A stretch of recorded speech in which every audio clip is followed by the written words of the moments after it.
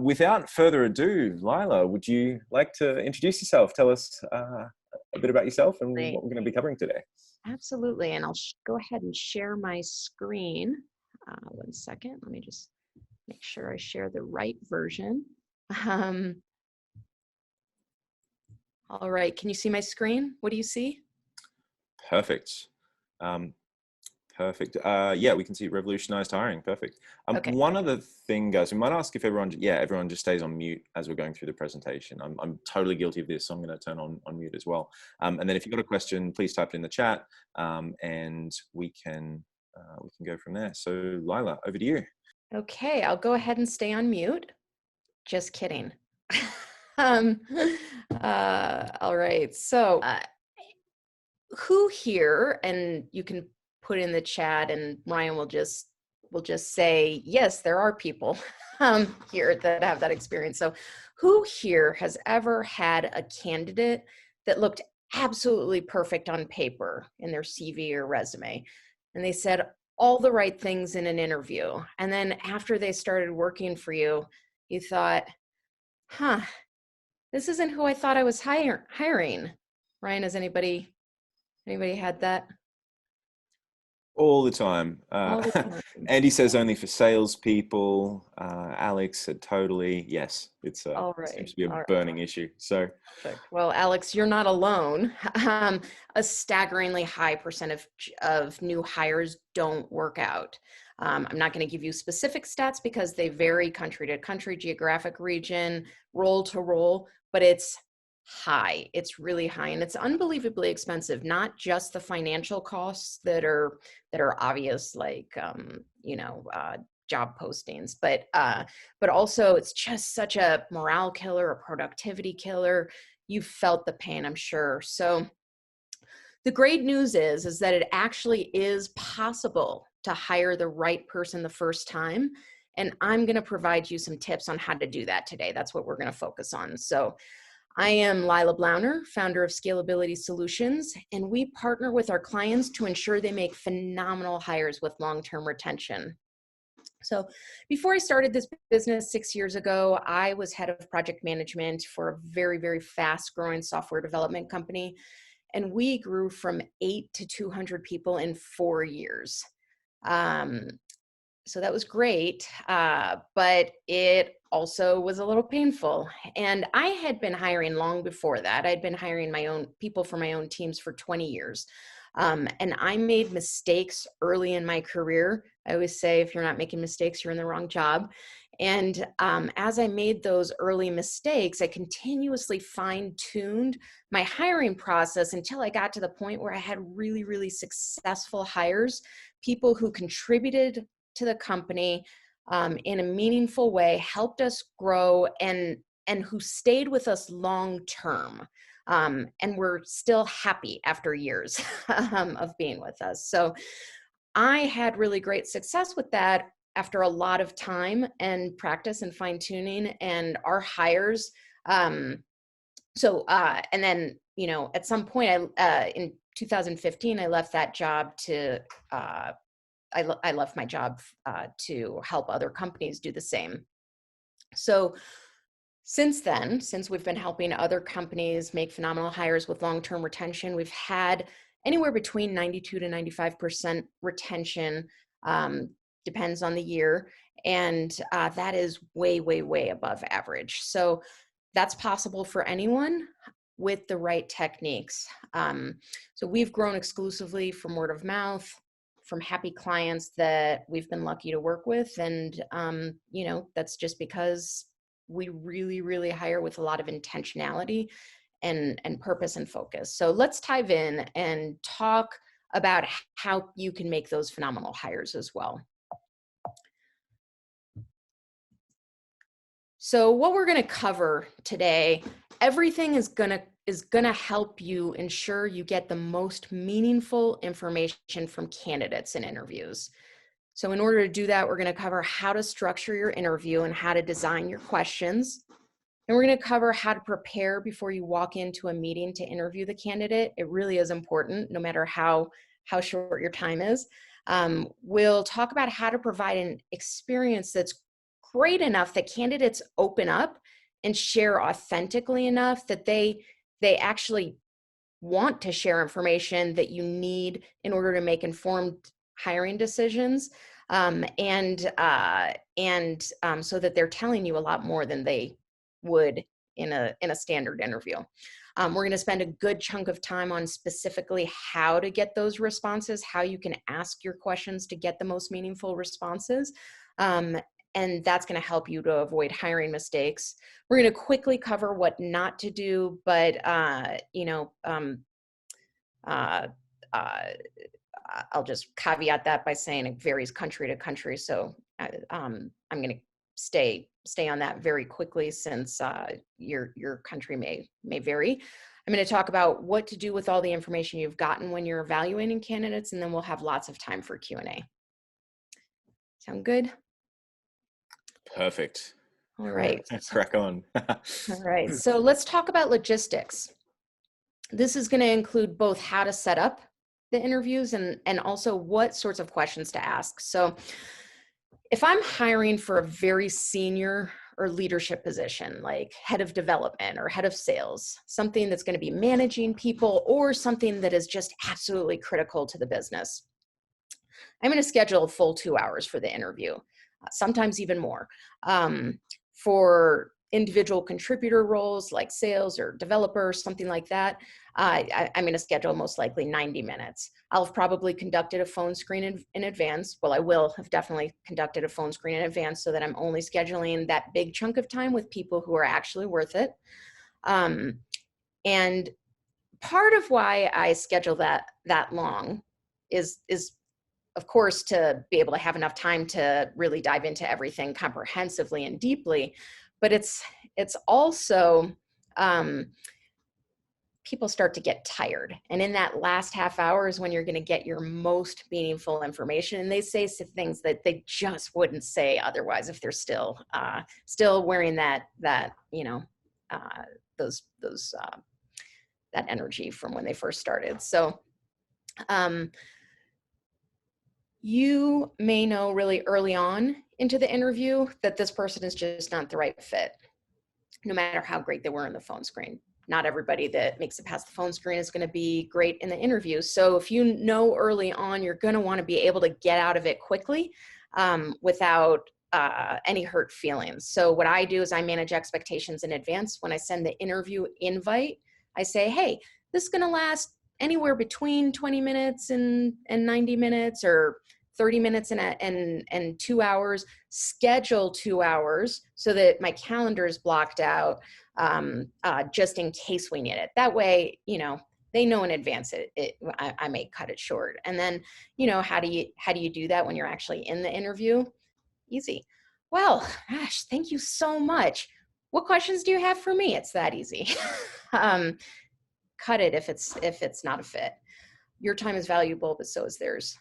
You want to spend about 15 to 30 minutes preparing before the candidate comes, and we're going to talk about exactly how to do that and why that's important. So just make sure that you're scheduling your time to allow for that. And then you're going to want to take notes during the interview. This is a really big secret.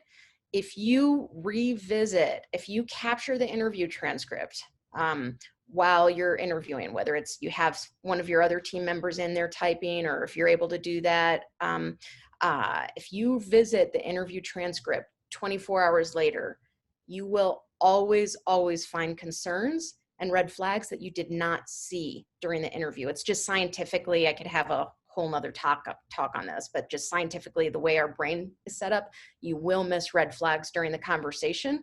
As the brain's trying to identify and connect and create patterns, and then you will see them if you can come back to it objectively later. So, so that's how you're going to set it up. And then for the design, an interview is only valuable with thoughtful design that comprehensively dives into every quality and skill needed for the role, the company culture, the leadership group, the team, the types of projects. And you have to think about all of that before you jump into the interview, because somebody can sound great in all of the areas, But if you miss some key questions about, for example, what they expect from their manager, you know, you may have some people quit their jobs, not their managers, and you may have that person quitting pretty early on because you didn't dive deeply into what kind of relationship is really important to them. It's just one of a zillion examples, but you want to make sure you cover all of the areas thoroughly. And then you really want to know what you need. So interviewing candidates without doing that really thoughtful exercise in advance of figuring out exactly what you need, it's a lot like shopping.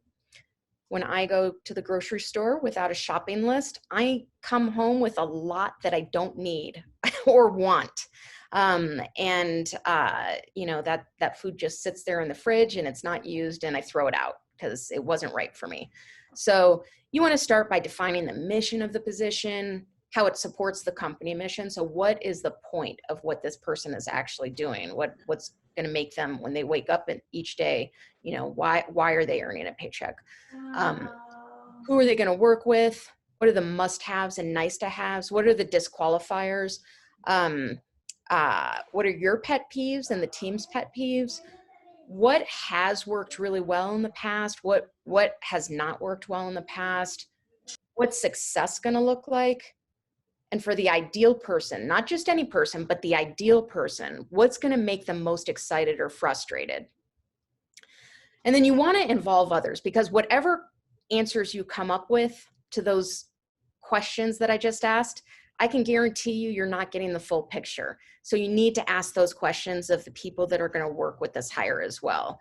And if you have the opportunity, maybe even some of your customers, what is really truly important in this hire? The hiring manager alone or the business owner alone does not have the full picture.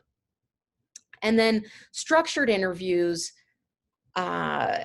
involve asking a predefined set of questions to all candidates in the same order. Now, I kind of like structured interviews with flexibility. So this helps to mitigate against bias, and it provides a way to compare candidates on an even playing field. So I do build structured interviews. I design all of my questions in advance of the interview, but during the interview, you know, there's going to be times people already answered questions, you know, future questions in previous answers, or something will be just so obvious. And then there's also going to be a lot of questions that you ask on the spot, and we'll talk about that. The follow-up questions are absolutely critical, and those are not going to be in your structured interview. But start with a template and try to compare apples to apples as much as possible. And then, you know, like we talked about, people start getting tired at the end. So you want to save the questions where transparency is most important, especially though anything that has to do with dealing with understanding their emotional maturity or their EQ. Save those for the final 30 minutes when they're really going to say all of the words. And then you want to kick off the interview with questions about things that make candidates really excited or happy, create engagement, positive feelings towards you. As you create that connection at the very beginning, that is going to open them up so that they say a lot more words later when you start asking really hard questions. So, you know, I start by engaging them in conversation, you know, being a little bit complimentary, like why did they got here for a reason. I'm willing to spend my time with them for a reason. So, you know, talk to them about that. And then something like, when you think about time periods where your alarm clock went off and you were really excited to go to work, what aspect of your job made you feel that way? It's a good, you know, that helps you get your answer, because, you know, if you're hiring someone for QA and they say architecting projects, that's obviously going to be helpful, but it's really more than that, just to get them into that energetic mode where they're really feeling that connection with you. And then from there, you don't want to have too many questions that are going to start to demoralize them in a row. You want to have those, but you want to intersperse. So intersperse really hard questions about things that were really frustrating with really positive questions and questions of successes to kind of keep them on that emotional playing field where they're not going too high or too low. And then it's easy to get distracted with conversation or sharing information during an interview, and to miss opportunities to dive deeper into everything that's going to contribute to a potential hire's long-term happiness and success. So a candidate can easily be a great fit in all ways but one. And that one thing, like I talked about earlier, what they would want from their manager, could be the thing that makes or breaks hiring success. And it's a major risk if that one thing is not discussed during the interview. So you want to talk about feelings about past jobs. And I have a whole list I can share with anybody, that wants to meet on another day, but that would be a whole nother topic. But feelings about past jobs, what's really important to them, how they specifically do things, not whether they had experience with things, but how they specifically did those things that they have experience with, their emotional maturity. And then you want to ask questions like for software developers, if you just say, hey, do you know this language? Or have you worked with this tool? Or whatever it is, that's not going to give you much information because they could have done that poorly. They could have really, yes, they might know a language and their code is filled with bugs and they don't comment in it at all, and nobody else can come in and work with what they had, and it's not modular or whatever. So you want to ask very specific questions like, what's the definition of done? Or if you do test-driven development, they can talk about test coverage %, and that's great, but how do they actually know those tests are valuable? How do they know what's not covered when they're doing test-driven development? How do they continuously improve that? And then, how exactly did they build out? How do they comment on their code? What problems came up when they were developing? How did they work through those problems? Who did they talk to? When did they talk to the people? When did their manager know that there was a problem? If there was going to be a delay, when did they communicate that? What were the results after launch? All of those things, because we've all been through way too many emergency break fix calls, and how do we hire someone that doesn't involve your entire life or your team's entire life sitting on emergency break fix calls? That's no fun. So how do they avoid that? For sales, how do they qualify and score leads? How do they overcome barriers? How do they stay positive when they're not getting the results that they need? What do they need to be successful? Do they know their metrics? Because if they don't know in each of their jobs, like how many calls or how many touches it took to close and how many touches it took to get an appointment, and what that close rate was, that's dangerous. How did they improve that over time? Because if they weren't able to really improve that, and who are they talking to improve that, and what resources were they going to continue to develop their skills? And all the specifics of not just how much revenue did you bring in, because that doesn't really matter if your margin is 0. So what's their margin? Are they actually going to contribute to the profitability of the company, or just make a ton of sales that you can't support? How do they know that what they're selling is something that actually can be supported? Who do they work with so that they're, a lot of salespeople can be in silos. Who do they work with? So those are all the types of questions, but you want to go even further. That's just the tip of the iceberg, but they're examples. Now, you've got the interview designed. You've scheduled some time with candidates. For me, I like I said, I like to do a phone screen. And before I spend any time on the phone screen, and actually my team does the phone screens, but before I spend anybody spends any time on the phone screens, I've had them fill out an online application where I'm asking a couple really meaningful questions, because I did a study of like 86 hires where there were like 1,200 or more people that looked perfect on paper, but had just mediocre answers to the online questions I asked.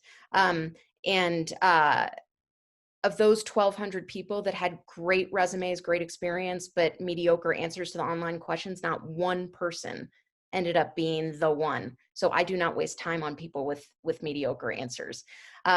So by the time someone gets to the interview, there's a much higher chance that it's actually going to be a good use of my time and theirs, right?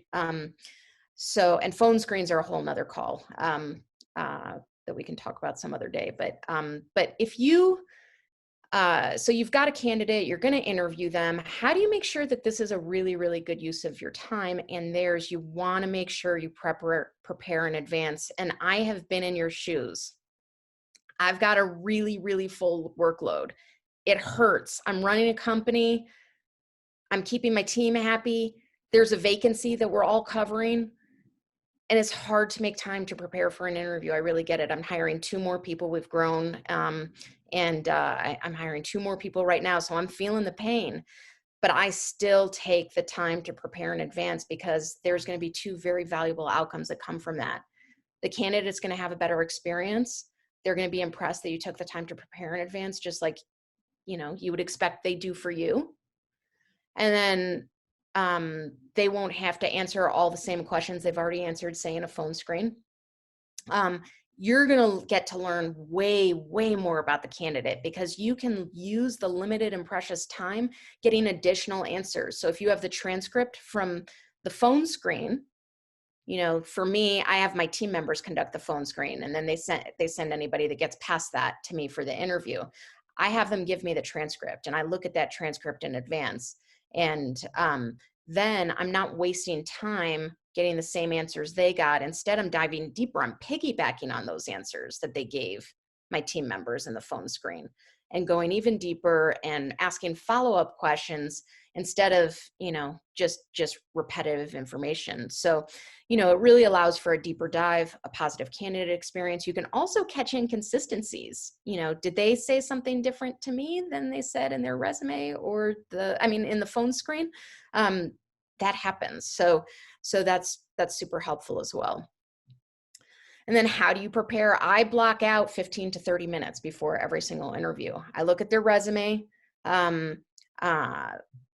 or CV, and CVs and resumes are only so useful, but I look at any highlights. So I use a system called Recruity, an applicant tracking system, and it's got my structured interview. It's amazing. It's the best system ever. I vetted 32 systems, but it's got my structured interview in there. So I'm taking items from the resume and putting them as a note to ask during the interview. And then I look at their online application question answers. And, if any of those are relevant to the question I'm going to ask, I put those in there so that I can see them when I'm in the interview. And then I take the phone screen answers, the transcript, I look and I put those where they're relevant for the interview. And then I prepare follow-up questions. So that's what I'm doing in those 15 or 30 minutes. And then, next up, I get to make a really positive candidate experience that's going to make candidates say all of the right words that I really, really need to hear to make a smart decision about whether this is a job that is going to make them happy to wake up each day. And if they're a hire that's going to make me happy to wake up each day. So, the candidate experience is just as important.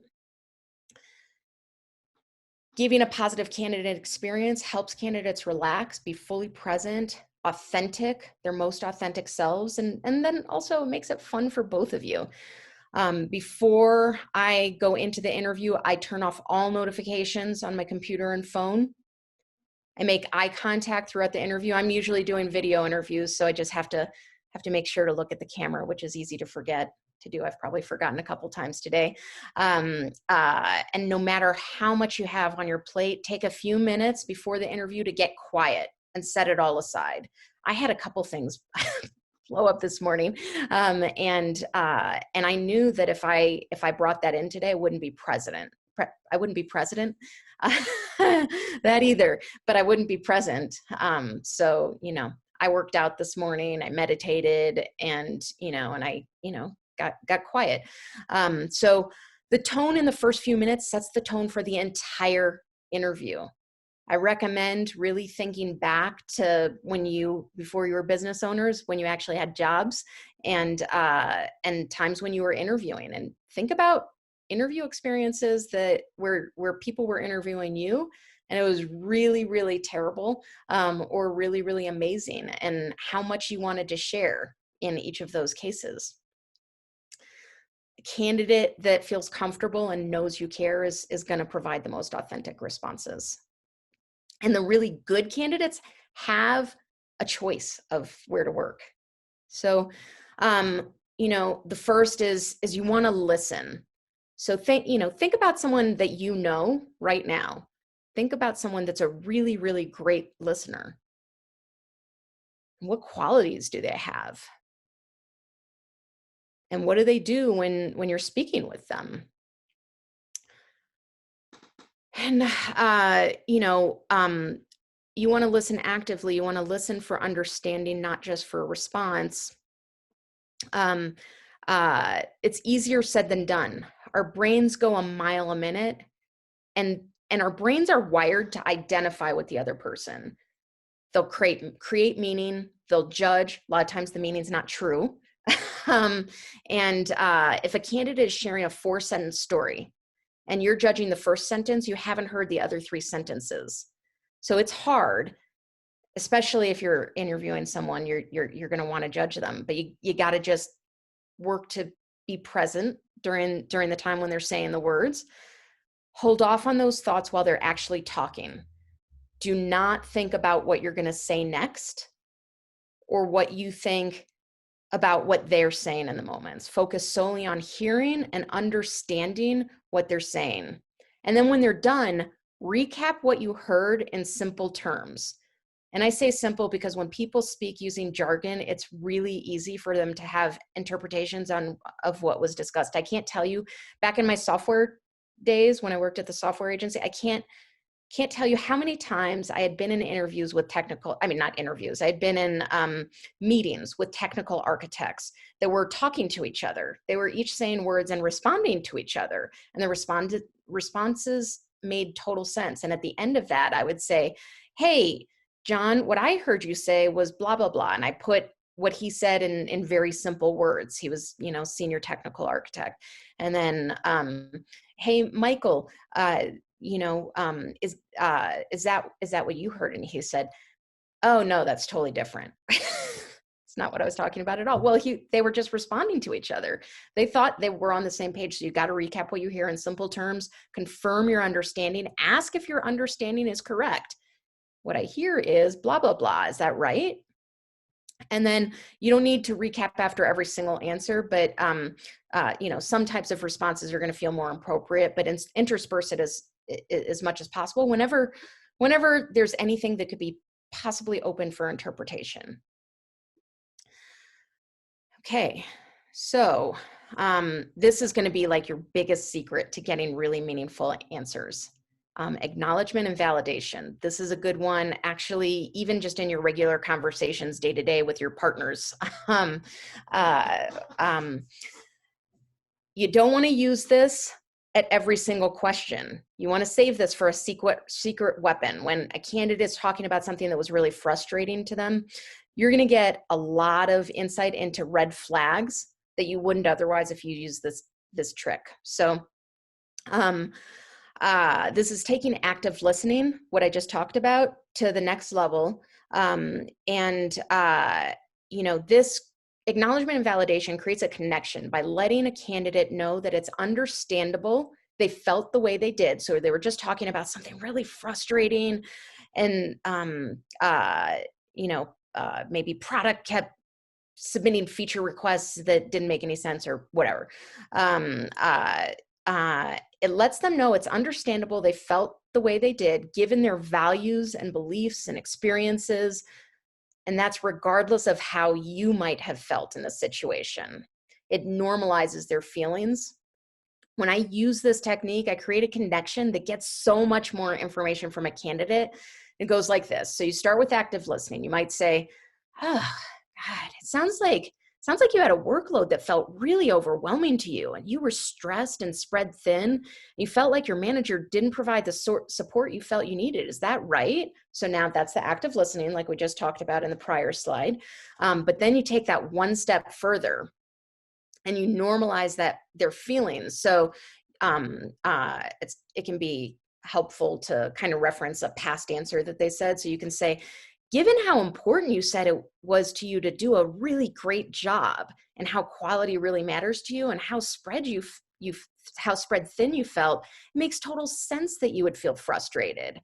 And then the candidate always goes, yes, oh my gosh, and blah, blah, blah, blah, blah. And when they say the blah, blah, blah, blah, blah, you are going to get some serious red flags.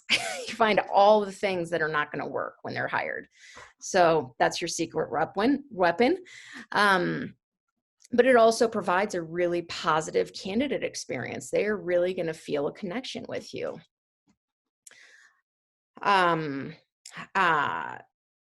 So now let's talk about how to get really useful and authentic responses. In addition to getting a candidate to share most authentically, your goal is also getting to share more than they might otherwise, so that both you and the candidate can make sure this is a really fantastic fit. So this starts with the techniques we've already discussed: active listening, acknowledgement, validation, and a great overall candidate experience. But now I'm going to give you a few more techniques. Open-ended questions, essential. And I can guarantee you, if you haven't thought much about open-ended questions in the past, you are really missing some big red flags in interviews. So an open-ended question requires thought and explanation. It cannot be answered with a yes or a no, or one word, or a system, or a number. It requires multiple words. And if you find that your questions can be answered in a word or two, there are probably ways you can improve the question. So take a minute and think to yourself, what could be more useful than saying, have you worked with AWS, or have you worked with whatever tool or whatever? Well, they might have worked with it and been terrible at it. So, a more helpful question might be, it depends on the question, on what you're trying to get at, but how did you manage users? Or how did you create workflows in the blah, blah, blah? Or, you get the picture. You also want to make sure your questions are not leading in any way. Leading questions give candidates hints about the way they should respond instead of supporting an authentic response. So it feels to them like there's a right or wrong answer, and it's obvious what you're looking for. Now, there are times when leading questions are useful. Sometimes I'll use them when I want to spin a question in the negative and get negativity from a candidate. But let's shoot for non-leading questions most of the time. So, a question like, are you hoping to be promoted into a management position? Not useful. A question like, what would you love to be doing in 5 years? Or how long would be too long to be in this role? What would make you start feeling like you were ready to move on? Things like that. And then follow-up questions. I always get so much more valuable information from the follow-up questions than the question that I asked originally. Always. After a candidate, so this is going to be another secret weapon. This is really, really, really important. When a candidate responds to a question, pause. Put a big sticky note on your computer if you have to that says pause in all capital letters. I have done that in my life. Pause. A little silence is okay. Think about what the candidate just said. Ask yourself, of the thing that the candidate said, what exactly would that look like on the job? And what are all the possible consequences? If I cannot answer that question with 100% certainty, I need to ask follow-up questions until I can answer the question of what exactly would that look like on the job. You also want to keep a curious mindset, increase your understanding of what they just shared by diving into the details. It can be helpful to bring up answers that they gave earlier in the interview, like earlier in the conversation, you mentioned you love to use technology to create efficiencies. I'd love to better understand how you use that skill in the situation you just described, something like that. Another great follow-up question, I'll ask, the question might be, when you think about past managers you've had and what worked well for you or what didn't, what comes to mind? I'd say 80% of people say, I don't want a micromanager. Okay, well, nobody wants a micromanager. But I personally have been on teams with people when I had jobs. I've been on teams with people where, a lot of my teammates were complaining about their manager being managers. And I had the same manager as them, but I wasn't being micromanaged. Why? Because I really focused hard on proactive communication and management of expectations. And I did what I said I was going to do, and I did it, work to do it well. So I didn't get micromanaged. So if somebody says micromanaged, oh, okay, tell me, what exactly did that look like? Ah, okay. And then what were the conversations you had with them about that? Who else were they micromanaging in that way? Tell me about another micromanager that they had, because if they just had one and then they had 5 that were great, okay, that's probably not them. But if they had another one, 2 people were saying, is it done yet? Is it done yet? Is it done yet? Then they either don't deliver or they don't proactively communicate and manage up. Or if they had 2 that were always nitpicking them, well, probably their quality was terrible. So you want to ask follow-up questions until you're really clear about exactly what they said, how that could look on the job, how can that play out, make it meaningful. You want to share information. This sounds counterintuitive because I'm telling you how to get information from candidates and telling you to share information, but you're going to get really important information if you do this with a specific technique.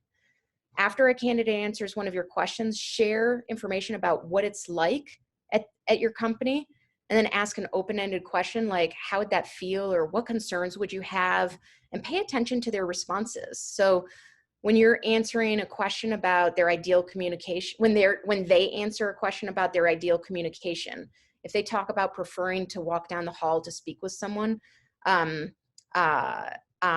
you're all working remotely, ask them, talk to them about how it is at your company and say, not, is that okay with you, but how would that feel? How would that feel for you? Or what concerns would you have? Or what might be frustrating in that situation, right? So that's really important. Now, like I said, this is things that are not okay in the US. That might be different if you're not in the US, but you want to avoid questions about all of these things. Kids in pregnancy, employers, the candidate might assume that the employer is assuming someone will not be as available for work as someone with older children or no kids. As an example, really everything on this screen you want to avoid doing, and feel free to follow up with me if you have questions about any of the specifics. And then you want to check your own country for what the laws are there, because you can get in a lot of trouble. And then you want to avoid bias. So, I'm guessing you probably have a company of really good people who care about others and have strong values and beliefs. And as much as we wish it away, every human being, every single one of us has implicit bias that are going to affect our thoughts about other people, despite those values or declared beliefs. It's just a matter of how our brains are wired. So implicit bias is the attitudes or stereotypes that affect our understanding and decisions about people in an unconscious manner. And because our brains are built to have them, we have to work extra hard. We're not going to know that we have them. So to avoid them, studies show over and over that people hire candidates that are similar to them, similar race, ethnicity, interests, education background. And the great candidates can get overlooked. It extends beyond just ethnicity, but sexuality, gender, age, class, religion. You could be missing out on an amazing candidate and hiring the wrong candidate because you identify so much with them because of that unconscious bias. So, if you find yourself saying, oh, this person's just not a culture fit is important, but be able to answer specifically what that is. What is it about them? And then structured interviews, like I said, help to eliminate bias. Constantly striving to eliminate it. I've got a podcast that's really great that one of my clients made. I'm happy to share if anybody's interested. And then we're going to talk about this in a minute, but get an example of how they do the job. So conduct a simulation to see, if you think they're not going to be able to do the job and there's any chance that it's an implicit bias, well, put them into a situation and where you can see, can they actually do it, instead of assuming they can or can't. So now that you've got all this great information, what do you do with it? You want to consider everything holistically. Every interaction is a representation of the brand. So you're hiring a salesperson. You want to think about all of their answers in the interview. Absolutely. However, what else do you know about them? When I invite them to the interview, I give them some instructions. When we invite them to phone screens, they use my calendar scheduling link. The confirmation screen, the confirmation email, and the scheduling email says, please call me at this telephone number at the scheduled start time. Well, 97% of the people do that. They call me when they're supposed to. And then maybe 2% of people will call 5 minutes late and say, oh, I'm so sorry. I was waiting for you to call me. And then I look back at the instructions and saw I was supposed to call you. Is that okay? All right. I will talk with them and I'll make a note. Might have an attention to detail issue, following instructions, things like that, because everything represents how someone might show up on the job. However, 1% of people will say, you never called me. Didn't even occur to them that the problem might have been theirs. I can guarantee you that person is going to be a finger pointer and it will probably be their fault most of the time. So consider things holistically. Do a simulation always. So this is a timed work experience with some role play that mimics what a candidate would experience on the job. I can't talk more about that now. It's a whole nother workshop. But I can tell you that they can say all the right things in the interview, but you need actual proof, and it's possible to get it and get it really well. And the combination of that really strong deep dive interview and the simulation is what will give you 92 to 95% retention. You have to do both, and you have to consider it all holistically. Like I said earlier on, come back, take notes. Write down everything they say and how they said it. And 24 hours later, ask yourself again, look at each and every answer. What exactly could this look like on the job? And what are all the possible consequences?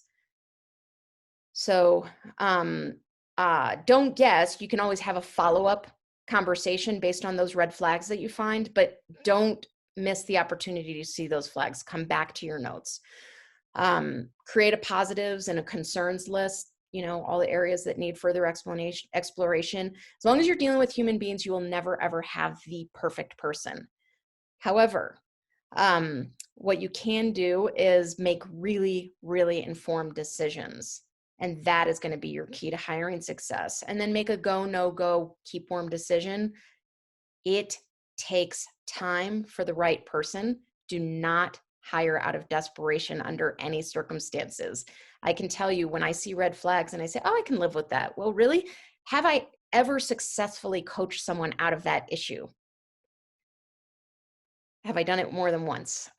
What made that possible? What can I live with? What would the consequences of the red flags that I saw be? And it's worse to have the wrong person than no person. So take your time and, just keep interviewing. Don't give in to that desperation. And thank you. So if anybody wants more, I do have an online course that goes a lot deeper into this. Feel free to reach out to me, or you can reach out to me for a free consultation if you're interested. I geek out on this stuff. Happy to share. So I think the recording's going to stop, and you can ask me anything you want.